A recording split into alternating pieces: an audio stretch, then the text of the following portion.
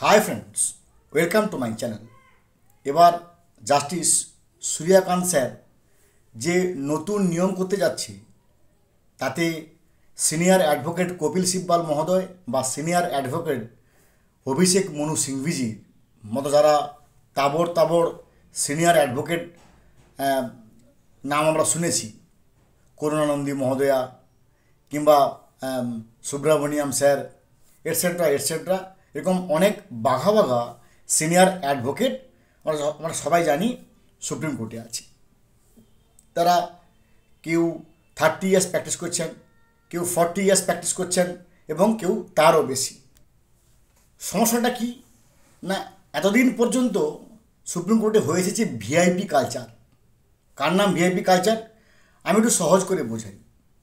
Ration দেওয়া হচ্ছে, সব লাইনে দাঁড়িয়ে আছে, হঠাৎ করে কোনো না কোনো একজন রাজনৈতিক ব্যক্তিত্ব, ভাই আমাকে একটু আগে দিয়ে দে, আমার কাজ আছে, আমি এখানে মিটিং আছে, সেখানে মিটিং আছে, সেখানে মিটিং আছে। রেশন ডিলার তিনি দেখলেন যে ভাই এই যে একজন রাজনৈতিক ব্যক্তিত্ব, আচ্ছা ঠিক আছে আপনি আগে নিয়ে নেন, তাকে আগে ছেড়ে দিল। এর নাম হচ্ছে ভিআইপি কালচার।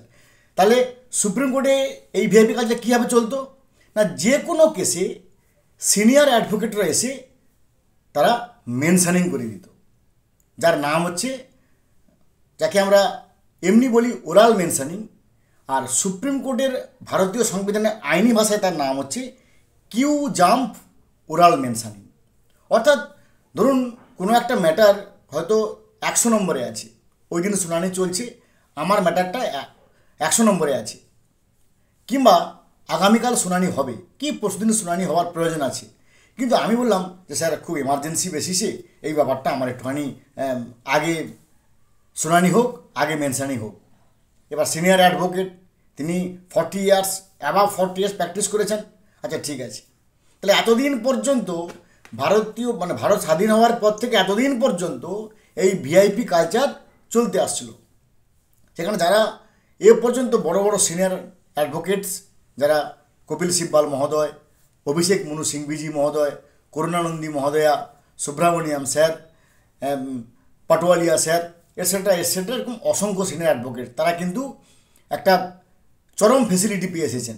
আর জুনিয়র অ্যাডভোকেটরা তারা কোনো কিছু মেনশন করতে গেলেই বাট জুনিয়র অ্যাডভোকেট সে আর মেনশনই করবে, ভাই I am the senior advocate, what I will decide that will be final decision, তুই কে?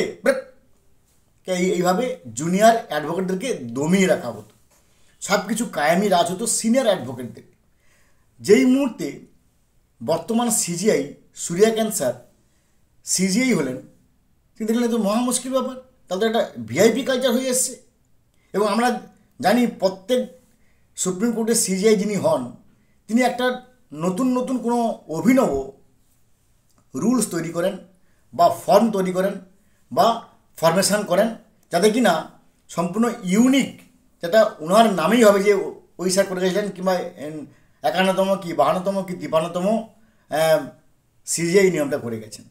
আমরা জানি এর আগে যে ছিলেন, এর আগে যিনি ছিলেন জাস্টিস সিজিআই সঞ্জীব খান্না মহোদয়, তিনি একটা নিয়ম করেছিলেন আফটার নোটিস মিসলেনিয়াস ম্যাটার, যেটা কিন্তু এর আগে পর্যন্ত ছিল না।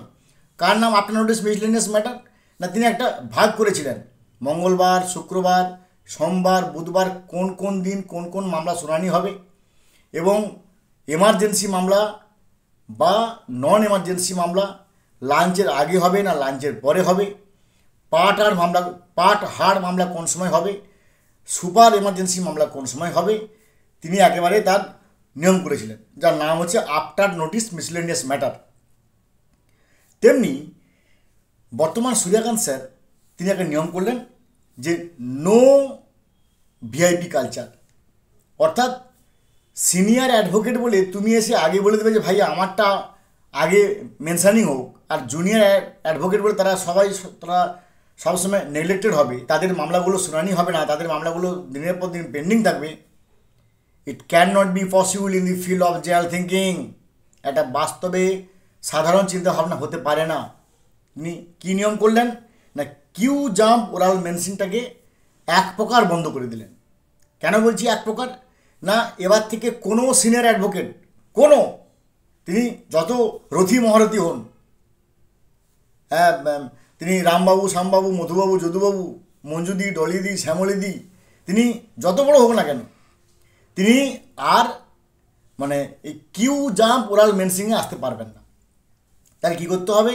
তাকে রেজিস্ট্রারের কাছে অ্যাপ্লাই করতে হবে, সাব রেজিস্ট্রারের কাছে অ্যাপ্লাই করতে হবে, কিংবা তার আরও অনেক পদ্ধতি আছে যার থ্রু দিয়ে সিরিয়ার কাছে আসবে যে এই ব্যাপারটা আলোচনা করা হোক।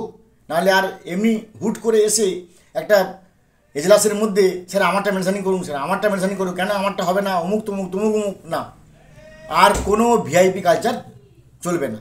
এবং এতে কিন্তু নিঃসন্দেহে একটা প্রায়োরিটি পাবে যে সমস্ত সিনিয়র অ্যাডভোকেট এখন ছিলেন, কপিল সিব্বাল মহোদয় বা অভিষেক মনু সিংভিজি, তারা দেখেছি যে বেশিরভাগ ক্ষেত্রে কিন্তু কিউ জাম্প ওরাল মেনশানিংয়ে, আমি একটু মনে করে দিই আপনাদেরকে, যখন আমাদের ডিএ মামলা চলছিল, ডিএ মামলার সময় আমরা দেখেছি অসংখ্যবার অভিষেক মনু সিংভিজি এসে বলেছিলেন স্যার একটা এক্সটেন্সিভ হিয়ারিংয়ের প্রয়োজন আছে, একটা এক্সটেন্সিভ হিয়ারিংয়ের প্রয়োজন আছে। আমরা দেখেছি এর আগে জাস্টিস দীনেশ মাহেশ্বরী সাহেব বা জাস্টিস আমি সবার নামে এই মুহূর্তে বলছি না, আজ যারা ছিলেন তারা সবাই কেউ অনেকে মেনে নিয়েছেন, কেউ একটা মেনে নেওয়ার মতো অবস্থায় পৌঁছে গিয়েছিলেন। অর্থাৎ তিনি একটা যা বলেছিলেন সেটাই কিন্তু প্রতিভাত হতো।